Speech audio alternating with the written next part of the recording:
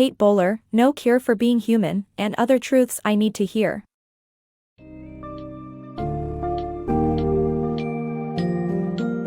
Welcome to the summary of Kate Bowler's book, No Cure for Being Human, and Other Truths I Need to Hear. Here, we follow Kate's journey with stage 4 colon cancer and her struggle against the societal pressures of living her best life. This summary navigates the challenges of trying to perfect and control our lives in the face of unavoidable pain, suffering, and misfortune. We'll delve into the history of the best life concept, tracing its lineage to the New Age movement and the prosperity gospel. Finally, we will explore how Kate's experience with her illness leads her to reevaluate her priorities and redefine what it means to live a meaningful life, all while grappling with the complexities of being human.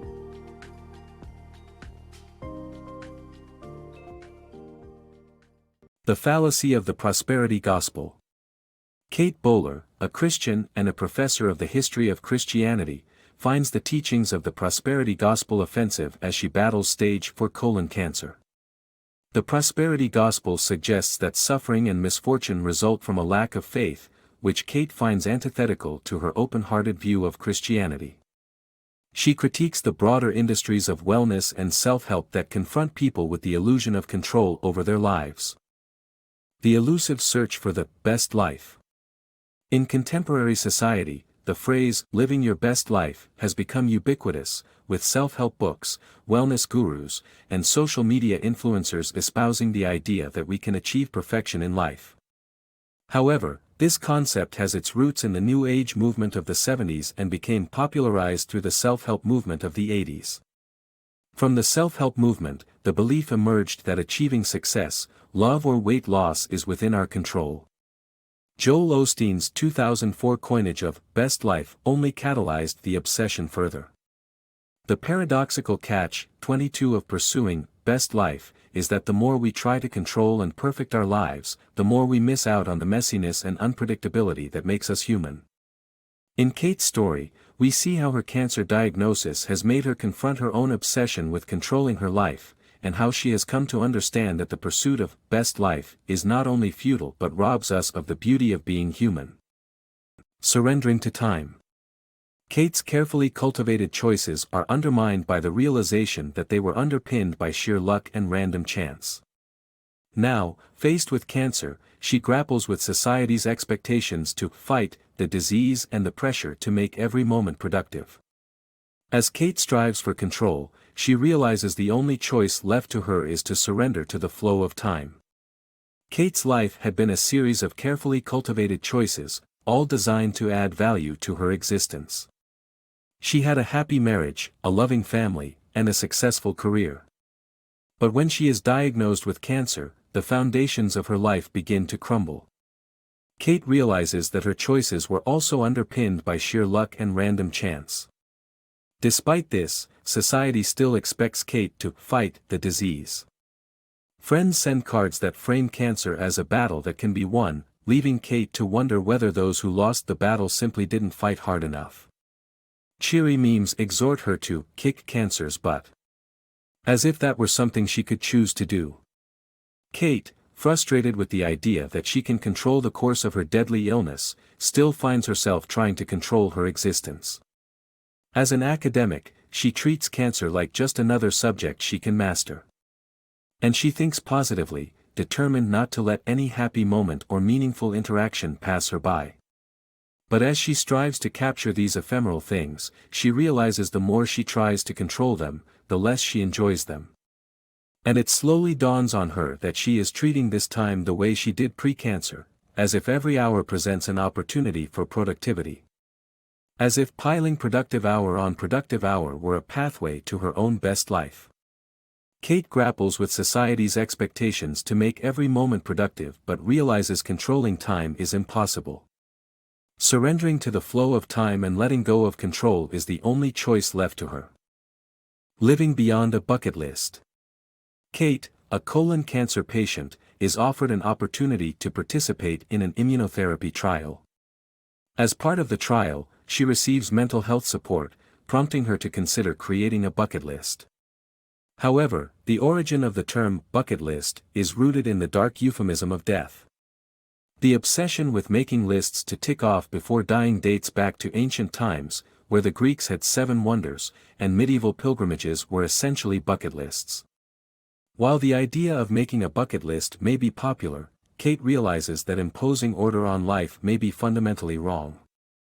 In realizing this, she decides to live life without obsessing over a checklist. Calculating life and work. Kate, a humanities scholar, faces a dilemma as her life revolves around complex calculations, from medical decisions involving her cancer diagnosis to her academic pursuit of achieving tenure. Despite her achievements, the diagnosis forces her to question her priorities and the value of her work. Kate's journey of self-reflection leads her to realize that having a calling gives life meaning, and her calling lies in writing scholarly books.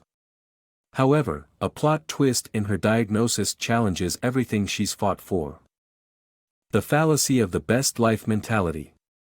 Kate's journey to remission highlights the flaws in the best life mentality, which perpetuates the idea that pain and suffering are meant to be reframed as opportunities to be exploited. Despite being cured, Kate is traumatized, depleted, and not fine as society expects her to be. Kate's struggle with body image after cancer. Kate's cancer diagnosis changed her perception of life and her body. While she values the moments spent with her loved ones, she struggles to reconnect with her scarred and aging body. Being a woman of a certain age, Kate feels the pressure to look younger and constantly battles with the way she looks in the mirror. But amidst this struggle, she learns to make peace with her body and realizes that caring about how one looks is not shallow, but a way of feeling good in oneself. Kate, a cancer survivor, re-examines her life and priorities in the aftermath of her medical ordeal. While the brush with death has imbued a sense of gratitude and appreciation in her life, cancer has also taken a toll on her physical body, leaving scars and a sense of disconnection. Despite her best efforts, meditation, breathing exercises, affirmation, Kate cannot recapture the sense of unified wholeness she once felt in her own body. Furthermore, being a woman of a certain age, Kate experiences additional pressure to maintain a certain appearance. Having fought for the privilege of aging, Kate now feels the weight of societal expectations bearing down on her body. She is targeted with products designed to hide the scars and lend a youthful appearance. Amidst this pressure, Kate finds herself feeling guilty and superficial for harboring concerns about her physical appearance. However, the struggle with chronic pain that her friend goes through enlightens her, and Kate learns that her body deserves to be taken care of and that looking good is essential for feeling good. Ultimately, Kate finds a way to make peace with her body, recognizing that it is the same body that hikes and spends sweet moments with her son. Although scarred and aging, she cherishes her body, even if it means caring about how she looks in the mirror. Finding comfort in chaos. Kate's participation in a cancer trial offered her a sense of control where there was none. After the trial, she comes to terms with life's randomness. As COVID-19 turns the world upside down, Kate realizes that minor misfortunes, personal tragedies, and global catastrophes are part of life. At the outset of her cancer treatment, Kate signs up for a clinical trial that offers immunotherapy. The study is untested and unproven, yet it might improve her chances of survival. Kate joins others with the same diagnosis in the trial, aware that they may be denied other courses of treatment or subjected to unnecessary risks. 5 years after participating in the trial, Kate receives the results in the mail, anxious to know how many of her fellow participants have survived. The results are sobering: most have died, and only a few like Kate responded to the new treatment. Kate finds comfort in the trial's formulaic structure, which gave her a sense of control where there was none. As someone going through cancer treatment, Kate feels that the trial schedules, instructions, and drugs to be administered and ingested provide a reprieve from the overwhelming sense of helplessness. Throughout her treatment, Kate discovers there's no formula for avoiding mortality. Life is random and messy, and no amount of control or preparation can protect us from illness or unexpected events. As the COVID-19 pandemic spreads worldwide, Kate observes how people's carefully curated and controlled lives are upended by circumstances beyond their control. For many, the threat of imminent death sharpens the focus on the finite nature of life. Kate realizes that even before the pandemic, she was resolute to make the most of her time in the trial, as if it would outweigh the randomness of life. The pandemic highlights this even more, as the desire to live deliberately gives way to weariness and sorrow. In the end, Kate comes to a shared epiphany: life is a mixture of minor misfortunes, personal tragedies, and global catastrophes. We can't avoid them, but we can find comfort in knowing that they are all part of life. It may not be your best life, but it's the best life we have.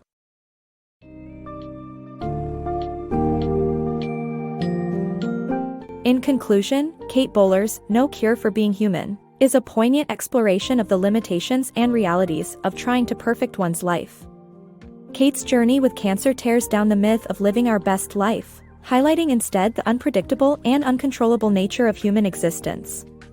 Her story reminds us that despite pressures to excel and be productive, embracing vulnerability and surrendering to life's uncertainties can bring clarity and meaning. No Cure for Being Human serves as a valuable reminder that our best life might not be perfect, but it is the only one we have. Embrace the joys and sorrows, the beauty and the mess, for this is the true essence of being human.